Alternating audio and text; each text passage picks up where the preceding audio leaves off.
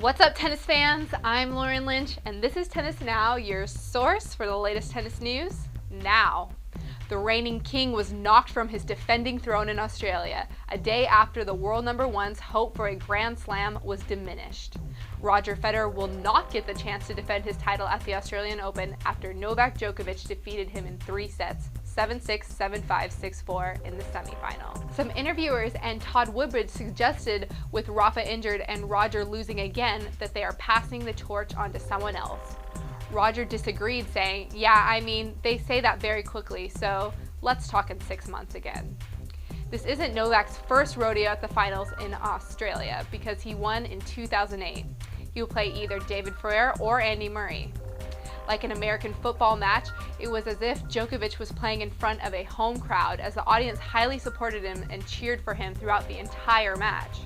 Not up to his regular form, Roger Federer was shanking backhands and hit 44 unforced errors to Novak's 25. Federer said, "I feel okay because I'm healthy. I wish I had a chance on Sunday, but look, Novak was the better player tonight. You gotta accept that and move on from here. It's not the end in any way." Could a final upset be taking place among the ladies of the Australian Open? Let's have a look at where they stand. Kim Clijsters, the number 3, has been pushing strong for the finish line this year, hoping to follow last year's US Open victory with another one down under. But fans have been speculating that she's had to work very hard for some of her victories, and she may be showing signs of wear in the home stretch. Clijsters continued her winning streak in the semifinals with a straight sets defeat of Vera Zvonareva, whom she also dispatched in the US Open final. This was their 10th meeting, and Clijsters put the Russian hopeful away quickly with 6 winners. Zvonareva walked away with 13 unforced errors, but fought to the bitter end. Of playing Belgian powerhouse Clijsters, she told reporters, "I had to stay aggressive. She's such an aggressive player herself. You don't want her to just keep going for her shots. I was trying to hang in there and fight for every point." Clijsters took the win 6-3, 6-3, which also bumps her to the ranking of number 2 in the world. This sounds like she has a firm grip on the Australian Open title, but Clijsters is hurting. She has a partial muscle tear in her left leg, which has required extra attention to get her through the quarterfinal and semifinal victories. Describing her discomfort to journalists, she said, "When I land with my serve and even move or land on my left leg, it pains my muscle." With the title on the line, this is not time to come up lame, especially since she faces a dynamic adversary in the finals. Li Na, the 9th seed from China, is on a winning streak, which recently ended in her defeat of the world number 1, Caroline Wozniacki. Despite taking the first set, the little perky Dane could not hold it together. A set and a breakdown, Li rose up to overpower Wozniacki 3-6, 7-5, 6-3.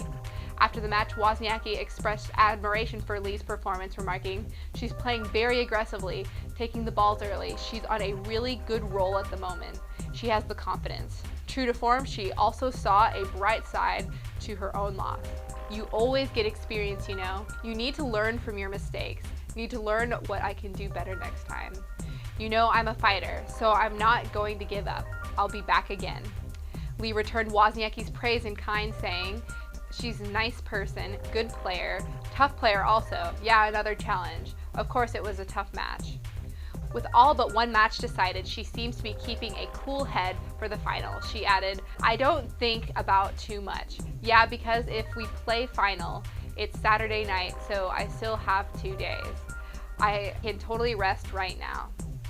Li clearly has the power to rally, and yes, she did just eliminate the top woman in the world, so Clijsters must be feeling major pressure going into the contest. As we face a Grand Slam final without a world number 1 singles player, it's starting to seem like it could be anybody's match. Interestingly, a theme that has been seen in this tournament is that it is more difficult to play night matches at the Australian Open due to climate change. Bernard Tomic had said it prior to his match against Nadal, and Federer said, well, the night session against Gilles Simon. Playing at night here makes it pretty tricky to actually move a whole lot, to be quite honest, because as the match goes on and it gets a bit cooler, the ball bounces less. So the spinny balls don't really have that effect. So the flatter you hit it, the more effect it has overall.